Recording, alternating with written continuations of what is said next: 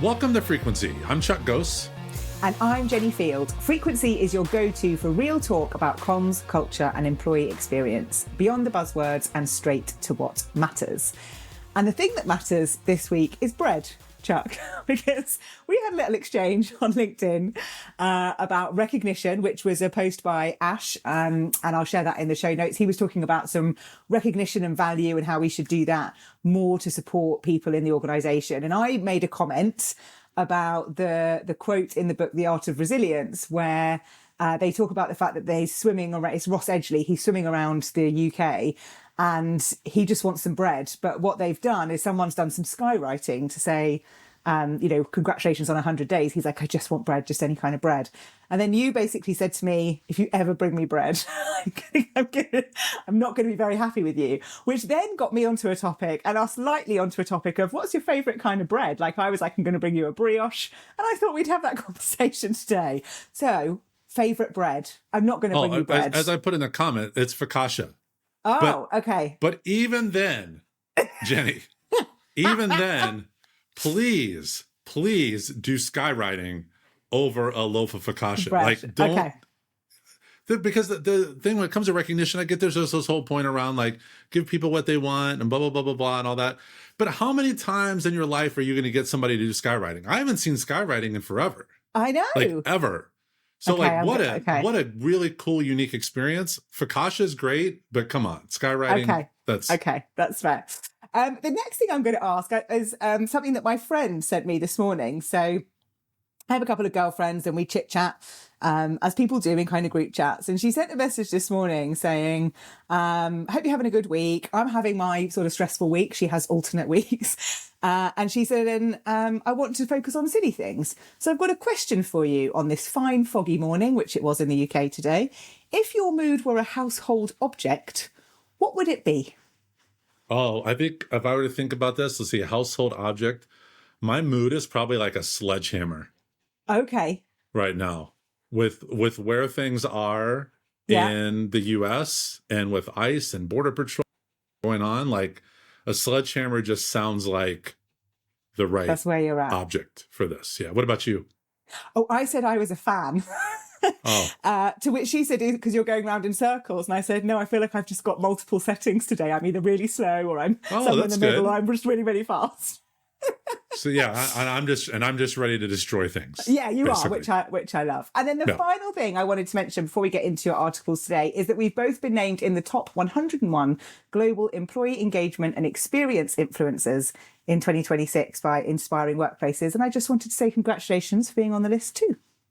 Yep, and congratulations to you. And I did notice, because I went back through the list to verify this, frequency is so important to me, Jenny, that it's actually on my listing on the one-on-one influencers list. I noticed it was absent from your name on there. I just wanted to point that out. Well, that's not my doing. It's in my biography. It's clearly that important to me that it shows right next to my picture. And I just wanted to share that with you. Okay. Well. Okay. Good. Well done. You're better than me. Now, what are your articles for today? That's all I needed. All right. We're going through 4 stories on AI and workplace change. One is Dropbox is trying to use AI against meeting overload. HR Dive says the real economic upside comes from training people with AI, not just buying tools. Amazon is showing what efficiency, quote unquote, looks like when it turns layoffs and messy internal comms together. And Anthropic gives us the worst AI supply chain headline of the week, destroying millions of books to build a model. But first, Jenny, let's kick things off to talk about both my favorite and least favorite thing to discuss. I love, and this is sarcastic for anyone listening here, performative communications. In the wake of the Minneapolis shootings, employees are organizing and escalating pressure on CEOs to condemn ICE and in some cases cut ties through contracts and partnerships. At the same time, a group of Minneapolis-based CEOs signed an open letter calling for, quote-unquote, immediate de-escalation, including leaders from 3M, Best Buy, General Mills, Medtronic, Target, and United Health. The combination creates a very unique tension. Employees read cautious statements as corporate self-protection, while leaders often see caution as the only responsible move when emotions are hot and facts are still moving. Jenni, when leaders choose this careful de-escalation posture, what are they going after, and what do you think the intent is? So it's interesting because you shared with me this week an episode of Pivot, which I know is your favourite podcast to listen to. And it was a conversation about ICE and a few other things. And it was talking about this exact thing. And I was listening to it when I was driving to a client event this week. And I want to bring that in here because it was really helpful to listen to that point of view around the fact that if leaders get together and make a stand together, even if it is a de-escalation posture, but they've come together and made a stand, the impact that can have is felt. So the argument on Pivot was because they've done that, there's now a change in direction, there's now a shift, there's now some movement. Because it's a business, it's the CEOs getting together. And actually, if more CEOs got together and made a stand, would it see more of an impact? So I don't know. Like, I think there's also the train of thought of, just keep your head down. There's 1,000 more days. Don't rock the boat. He'll go away soon. That's not going to work. And I think they don't know what to do. So I think it's kind of I'm going to dip my toe into this and make some sort of point and see what happens. The outcome is what they wanted to happen, right? I think that is a good thing.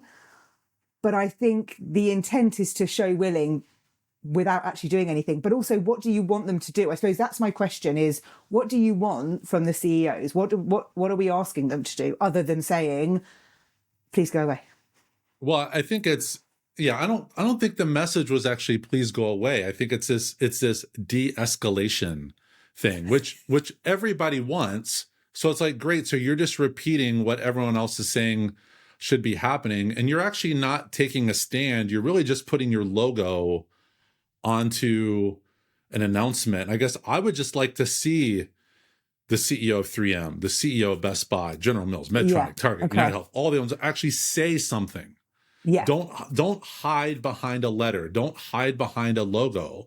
Actually come out and say, this is what we're doing. And the true irony, and maybe irony is not even the right word, maybe hypocrisy is the right word, of Target signing up on this after they were the first ones to cave to the DEI stuff, and which they felt the pain of. And now they're like, no, wait, guys, it's too late. It's done. I think that's one of the biggest misses with the way companies have dealt with this administration is no one has actually taken a stand of saying, you know what, fine, we're going to do the right thing. If you want to tariff us, if you want to punish us, do that. I think, I shouldn't say no one has. I know somebody has, and it's Costco. Costco has come out and said, no, we think DEI is great.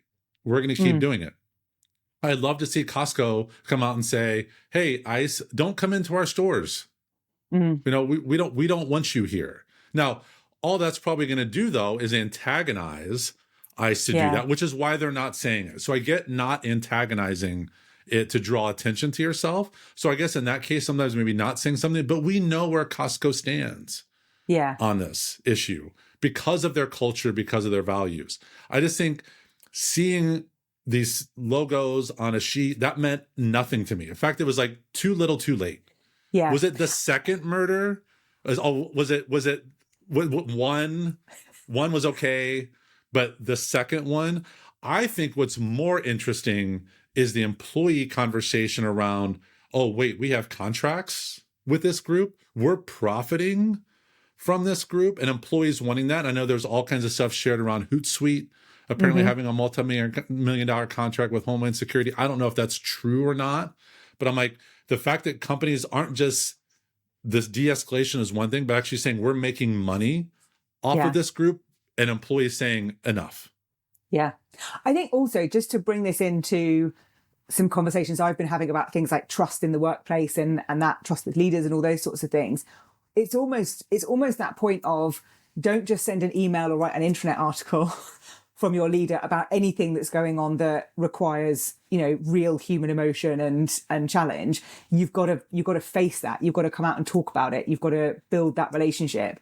And I think it's maybe the coldness of the logos on the bottom of a letter that doesn't feel real, meaningful, human enough for me to really believe and connect with that. And I think that's ultimately what the issue is with some of that communication. Yeah. I posted this on LinkedIn, after the murder of Alex Peretti, my wife had purchased an abolish ICE flag, and then we thought it came with a stand. It didn't, so we had to order that. And then now we had both, and it was just sitting by our front door. After that murder, I had to get that in our front yard, and our yard was frozen. So I'm out there with a boiling teapot trying to soften the ground enough to get this flag in the stand. I wanted to be very clear on this because I also posted about this on LinkedIn. I don't think us putting a flag up is going to change anything with what's happening. I want to be very clear with where I stand and where we stand on this. And if you're on our side on this, you now have peace of mind and comfort knowing, okay, other people support me. If you're on the other side of this conversation, I also want you to know where I stand on this. If anything, that's what I would like to have seen from these logos is to say, we're against this. We don't want this in our community, not de-escalate. Like that's like, okay, just calm down. No, out. We want you out. That would have been the message that I think would have made a difference. Again, would that have antagonized? Probably. Could it have made it worse? We don't know. But I don't know that it can honestly get much worse. Enough about that. Now we can get back into like normal, boring comms, HR, workplace stuff out there. Next up, Dropbox is making the case that time is the most precious resource organizations waste, and meetings are where it quietly goes to die. Their pitch is that AI can reduce the overhead that make meetings multiply, things like scheduling chaos, missing context, what do we decide again, who made what decisions, the follow-up work that turns in another meeting because nobody captured the decision cleanly. Underneath the AI angle, this is an argument about discipline, clarity, and treating people's attention and time like it actually matters. But even with AI, Jenny, why do meetings still suck? And can AI actually save meetings? So why do meetings still suck? Because people don't know how to run meetings effectively, and because nobody teaches anybody how to do it. And I sit in lots of meetings, I chair meetings, all those things. And it is literally that. It's like there's no agenda. There's no one actually chairing that meeting. There's no one going, right, have you got an action there? Have you got this? Things just waft, as I call it, which I hate. And when I used to chair CIPR meetings, when I was president and on various committees, I invested in doing a course in facilitation. So I'm an accredited facilitator. I just had my reassessment last week with a company called the Association of Facilitators, because it's a skill. And I don't think we help people learn that skill, and that's why they suck. Also, we're not very good at saying, no, I'm not going to come to that meeting. We just feel like everything we have to go to because our egos might tell us we have to go. Someone said to me this week, I have 28 meetings a month that are like non-negotiables and I have to be in all of them. And I really wanted to go, do you? At a very high pitch level. But I decided against it because I just was like, show me them. Show me exactly what those meetings are, what the outcomes are, what the agenda is, because I guarantee I can probably get you some time back.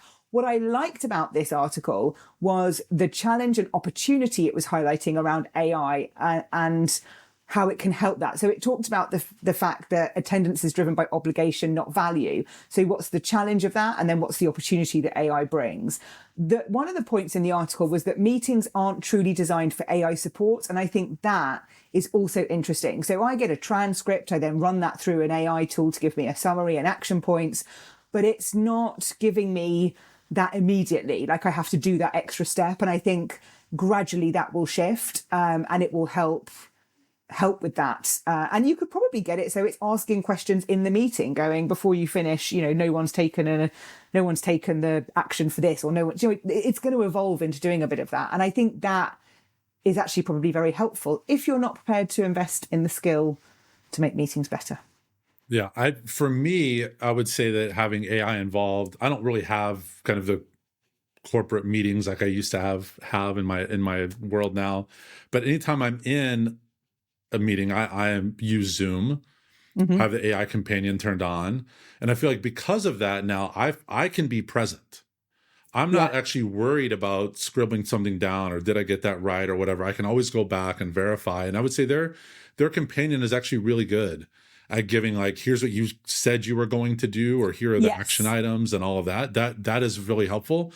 So I think it's certainly helped me on the accountability of the results of a meeting, but I don't know that it's yet there to help companies with actually, why are we having this meeting. No. It would actually be interesting to say, like, before you schedule something, you have to submit title, intent, who should be there, blah, blah, blah, blah, blah. Does this meet the qualifications of getting these people together? Oh, no, that should just be a Slack message. Oh, that should just be a Teams group. Okay, great. Do that. I don't think we're quite there yet. But I do think your point around an AI almost being an active participant in a meeting, I'm curious, like, what impact that would have on the attendee experience. The thing I do want to say here, though, is that I'm fed up of this narrative around, meetings are such a waste of time and we don't need them. We absolutely need meetings. I was with a group of directors yesterday. There's about 16 of them in this group.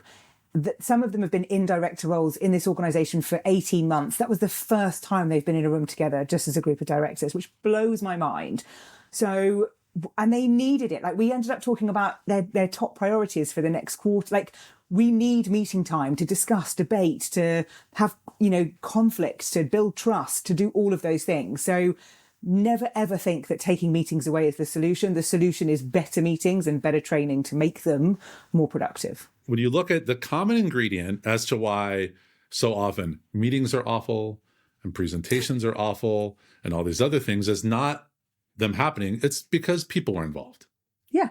They actually make these things awful. And so how can we get really focused and even setting the expectation? Is this a meeting to discuss? Is this a meeting to decide? Is this a meeting to update? Like, just setting those expectations and holding everyone accountable would ultimately make everything better. Yeah. I'll tell you what, before we move on, there's a really great example in the book Remote Work by Chris Dyer and Kim Scott, where they are talking about how you work, properly, fully remote. And there's like this little guide to meetings that they created, and they called them things after animals. And it's something like, they've got like an ostrich meeting, which is where I've been burying my head in the sand and I need some help, or something like that. But it's only 15 minutes. It's whoever's around. Like, there's little guidance around what these meetings are. And I loved that when I read that book a few years ago. I thought it was such a nice way of doing it. And I think that's also something to look at, is what different types of meetings do we need, and name them stuff. So yeah, and I guess if I'm going to blame people, I can also blame technology for this, because I think also whether it's Outlook or Google Calendar or whatever that system is used, the fact that it defaults to 30 minutes, hour, whatever, means like, you could have a 10-minute meeting, you could have a 7-minute meeting, but like setting those expectations, we just default to those standard times and then feel like you've got to spend that entire time, which we know is not the case. This next one is a strong pushback on the laziest version of AI strategy. The argument is that productivity upside does not come from buying tools and hoping for magic. It comes from actually building employee capabilities so people can use AI in ways that change how work gets done and not just how it gets summarized. Puts the focus on training, enablement, and job redesign, which is less sexy than new software, but a lot more honest. It also creates a very real comms challenge. If leaders talk like adoption is inevitable, employees will simply hear do more faster unless there's visible support and clear guardrails for this.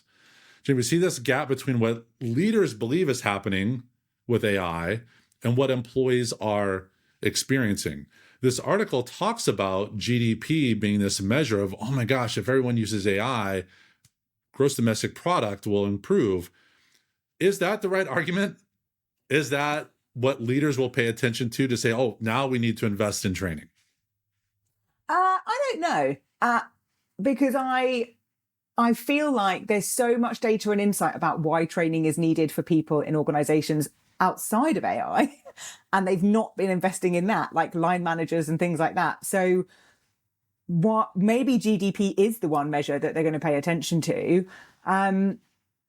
I feel like they won't, because they're trying to use AI to save costs. I know we're going to talk about that a bit later, but they're trying to use it to save costs. So the investment in the training, it kind of goes against what they believe, I think. And I think that is hard to justify. I think there's been such conditioning of AI is going to save us time and money, that to then say, well, actually, if you invest even more money in training, I don't think people will be able to make that make sense. And I think that's probably the biggest risk. And we've talked about it before. I think it was in the paper from Sarah Black on cultural intelligence and AI about how if you haven't got good processes or good ways of working, or it's a bit chaotic, putting AI on top of that is going to make it worse. So there's so much to do to make AI work that people aren't doing that work. I think the article talks about some other reports that found that 72% of hiring managers said their companies are using AI, but more than half also said they don't have the resources to train people how to use it. So there's just chaos. And I'm if GDP is the lever to pull, then great. I'm just not convinced anyone's going to be able to make that make sense when they're trying to save costs. Right. I point back to, I'm gonna merge this with our talk about meetings. There's a quote that I saw from Rebecca Hines, who actually has a book coming out about meetings, but this quote is about AI. It's AI amplifies whatever exists in your organization.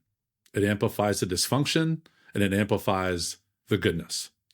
And so if your organization is struggling with certain aspects of it, there's a deeper issue there. Like your point, if you're not investing in AI training, you're probably not investing in training at all or the right levels. So that the mindset is not there to say, hey, we need to invest to get the return. They just expect to flip the switch and have it start flowing in. Yeah, I love that. I love that quote. I think that's brilliant. Next up, Amazon is back in the layoff headlines, and the detail it sticks to is just not the number. It's the way the news was announced. Reporting notes the cuts and also notes that an internal email error helped surface the news, which adds a second layer to the trust problem. Employees found out about the 16,000 layoffs due to an email that shouldn't have been sent. Even when layoffs are planned and justified in leadership circles, employees experience them as uncertainty, and uncertainty spreads faster when information arrives sideways. In moments like this, the how matters almost as much as the what, because it signals whether leadership is in control and whether employees can rely on the company to be straight with them. Jenni, when a layoff story like this breaks in a messy way, even internally, what's the first message leaders need to stop that bleed that's out there? So you have to just get out in front of it.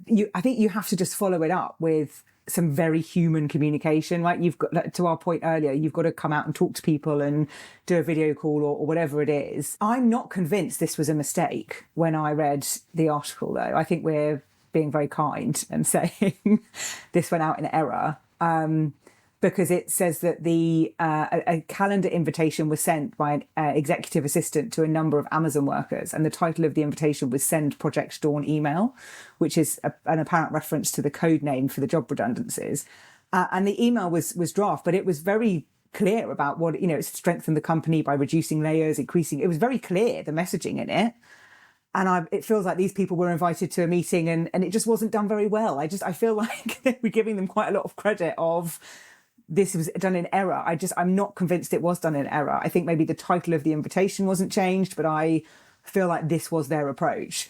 And it's the lack of humanness, right? We talked at the start of this year about some of the trends for this year and this rehumanization of the workplace. It's just really cold. And I think that's the bit that there's no care, there's no consideration, there's no, let's talk to directors and then managers and let's make sure we're, doing this change properly. Like, it's lazy and it's unkind and it's very corporate and Amazon feels like a very different place than it was, many years ago. And even then, I'm not sure it was brilliant, but it's definitely going down a route of treating people a bit like robots. And that's why I don't necessarily believe this was an error. Well, it's clear that a lot of planning or discussions went into this because they gave it a project name. Project Dawn? What? Where did that even come from? What does that even reference? Like, what is that even about? Like, I've seen companies and worked for companies that gave like projects a name because it kind of gives you a rallying point or, hey, that's the focus for it. Not for laying off 16,000 people and it's Project Dawn. Like, that to me, that adds to the lack of humanity, the lack of kindness, like all of that to it. I'm going to go with it. It was a goof. Somebody did do something wrong here. And it just shows, to your point, how companies, we might think they're one way, they act another, but it's pretty clear now we're seeing who Amazon is as an organization. It's not the company that once was propped up from a culture standpoint. And people have such a funny relationship with Amazon, I think now. I remember years ago when it first started and it was really just books, and now it does so much. And I know people that have sort of turned around and said, I'm cancelling my Amazon account because I don't want to support them. And I have had experiences where I've bought stuff on Amazon and it's not been real stuff. Like I bought some shampoo and it wasn't real. And so certain things I'll get, certain things I won't. But the more this goes on, I think the more people are going to start saying, actually, I don't need to buy stuff from there anymore. I don't want to support this. And I think people have, at the moment, with everything going on in the world, our values are really coming forward. And I think that's going to start making different decisions for people about a lot of different things, about where we shop, what we do, who we engage with. And I think that's going to be a longer term shift on the back of what we're seeing at the moment in the it's going to be really hard for Amazon to distance themselves when they just released a movie about Melania that apparently nobody is buying tickets for. Nobody wants to go see. It's going to be really hard to say, oh, that's not us. You literally made a movie. Yeah, Literally made a movie about it. I didn't even know this movie was happening. It was only on Pivot that they were talking about it that I was like, I had no idea. That's not come across my world at all, that there is a movie about her. I don't even know what that's about, and I don't need to, but I was like, brand new information to me. And finally, a story that is less about workplaces using AI and more about what it takes to build AI in the first place. News reports that Anthropic scanned books and then destroyed large quantities of print books as part of creating training data.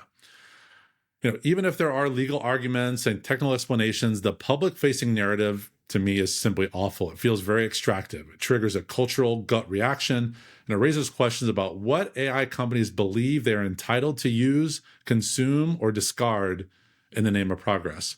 For communicators, this is a classic trap of where legality and ethics and optics are three completely different conversations happening all at the same time, often with different audiences.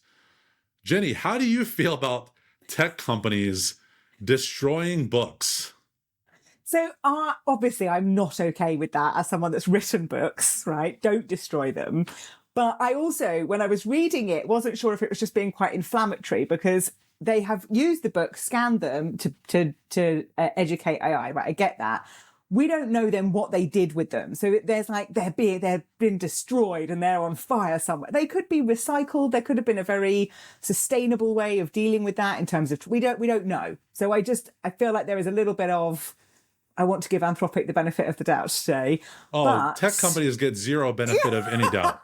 But Anthropic, I feel a bit different. Yeah, I feel like they are better. Well, I always hoped they were better, so I'm holding on to that.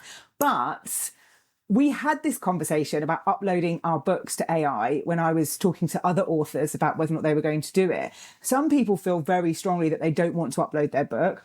I have uploaded both of my books into Claude, which is Anthropic, into a project. So I can use that to help me search, reference, grab stuff as I kind of need it. I've got no problem with that, but I have an issue with the destruction of property in general. And I liked the examples from other places where they'd used library books and returned them and stuff like that. That felt much nicer. So I don't know why they would need to destroy them, but I am giving them the benefit of the doubt that they've done something sustainable. I think the difference here is that you made that choice as the author to upload your book. They are, what it sounded like, they were sourcing, going to use bookstores, like literally just buying books off the shelf to train its models without any permission granted. And I don't know how that's allowed. So, and I don't know if you have it over there, but over here, we have a thing called the NLA, which is like the Newspaper Licensing Agency, I think it's called. And I remember this being the bane of my life when I worked in media and external comms, because I couldn't do any reporting where I was copying something from a newspaper and circulating that internally because it was a breach of the copyright. And when I was reading the article, that wasn't really talked about. And I'm thinking, this just feels like the NLA will be on their case because they used to just hunt you down and you have to pay thousands. I can't make it make sense from how is this allowed from a copyright perspective, but it's beyond my legal understanding, which is small, so it doesn't say much. To me, it reminds me of, and this was in the past couple of years, I feel like I don't do anything on Facebook necessarily, but obviously I have a Meta account through WhatsApp and Instagram and all the other platforms that they have. But there is a battle between, Facebook and Meta making money off of newspaper articles that were then linked into that were then free for someone to go to, but Meta was profiting off of that link, and the newspapers were like, wait a minute, you're using our content to profit. And I feel like this is a little bit of the same way where even less accessible, where news URL links are out there everywhere. Not every book you can get by a PDF by a link and go download it. It just feels sketchy. It feels like you're trying to sneak under the radar. You're trying to like build this model without the legal area. To me, is not very gray at all. It's like, this is a copyrighted book. You have to get permission to use it. Like I can't go scan a book and then go say it's mine. Like that's someone else's written words. It feels very icky to me. There feels like there could have been the right way to do this by saying, hey, we're going to partner with a library group or some kind of dedicated, and they're going to grant us permission. We're paying them for these works. They're going to grant us permission. This is how it's going to be used. I feel like there's a better way of doing this than just trying to go and buy books from a used bookstore, scanning them and whatever it is, where they're destroying them. Even if you recycle them, that just feels like you're still destroying these books. Anyway, I just felt like that. It just felt icky. Kind of to you, I always thought Anthropic was a little bit different, but I don't know. Maybe they're just all the same. Maybe they're all the same. Maybe everyone's just one big letdown. Speaking of which. It goes back to a CMO that I worked for that basically said, if you look up any company, there's going to be some skeletons somewhere. And so we should ultimately expect that from probably every company. Again, because people. Because people. That's what I selected for us this week. Jenny, what is your freak out? So my freak out this week is IABC World Conference. So I shared some stuff on LinkedIn this week about the fact that I had pitched to speak at World Conference with Advita Patel. We have a joint company called The Belief Builders, where we help comms people build confidence and credibility. We combine both our areas of work. And we have a framework called the Compass Framework, where we take you through the 7 ways to build confidence and credibility to help you have influence in the workplace. And they rejected that and came back and said, it was rejected. So I asked them for some feedback and what the criteria was, which they shared. And I wanted to share the criteria with people because I felt that was important. But really their feedback was that we made some typos and some grammatical errors in our submission. And that was really why we got rejected, which just felt a bit crap, to be honest.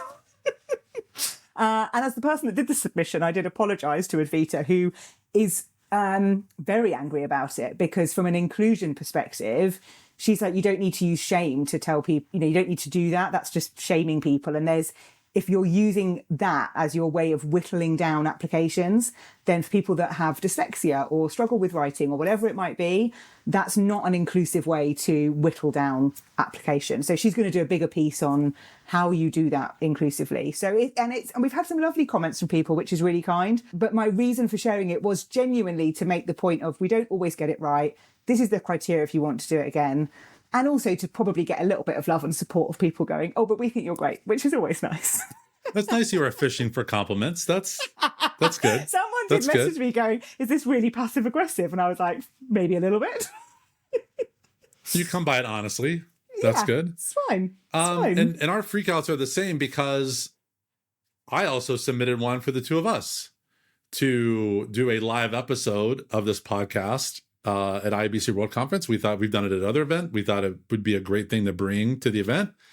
They thought otherwise. They did not think it was, but I think this shows, one, anytime you organize content for an event, it's never going to be perfect. Mm-hmm. I have been a part of the PAC, the Program Advisory Committee, I believe is a acronym for IBC, back in 2015, 2016, 2017, somewhere in there. Truly hated the process of seeing how they select people. And so when I then went to run PRSA's Employee Comms Connect conference, everything was above board. Every submission was reviewed by everybody in the judges committee. All scores were made relevant. All feedback was publicized. Like, everybody sort of knew where things ranked, why they were picked. Because I went back and, like you, I was encouraged by you to ask for feedback. On frequency, one person was like, love the approach. Another person was like, I don't like it. Like, those are two, that's it? Like, yeah. And actually, it's actually concerning if they're saying like, well, everybody has to like it. Well, then it's boring. Yeah. If everybody likes everything, then it's boring. I will say that's why when I run my own events, I don't go out to solicit for speakers. I know who's interesting. I know who's having interesting conversations or publishing interesting content or has an interesting point of view. Like, I just go out and find those people. I'm not saying, hey, I'm hosting this event, submit if you want to speak. Maybe that's a more inclusive way of doing it. But I also then think, to this point, you're going to set yourself up to disappoint people as well. And it might not, there's never a fair way of doing that. But I just feel like the way IABC does it, it's faulty. It just does not work. And I think if it's, again, you're not going to make everybody happy. We could go on and on and on about World Conference selection process. Well, you can. But to that being said, though, I did get picked with Pinaki Kathiari for a different submission. So we will be there, which even felt like, why did that? It always is a mystery to me when people say, should I submit to speak? I'm like, here's my advice to everyone. And if you're listening, here's my advice. When you speak, submit to any conference. Submit the topic you want to speak. If it doesn't get picked, it's probably still really good. And if it does get picked, it might not have been that good. Because I've seen some of these sessions at events and they're not very good. And that's fine. But like, it's random. You don't ever really know why something gets picked or not. Yeah. And as Advita always says, rejection is redirection. And I've always said, if they don't want to talk about credibility and confidence for comms people, then it's not the right place for us, because that is what we do talk about. And if that's not something that is relevant to that audience, then it isn't the right place for us. And that is something we have to remember, because there will be other places where it is relevant and it is appropriate, and we will just go there. And if you are involved with IABC World Conference, put on your earmuffs, because we might still crash it somehow. But anyway, we'll just... Who knows what's going to happen in June? Who knows? Thank you all for joining us this week. All the articles and content that have inspired this conversation are in the show notes. And don't forget to rate and review after you've listened. Subscribe so you don't miss another episode, and pass this along to someone you think would enjoy listening or watching. You can also find Frequency on YouTube. Thank you to my friend Poet Ali for contributing music to the show. We're back every Monday with more news, insights, and opinions about everything comms and leadership in workplaces today. Keep tuning in and turning up.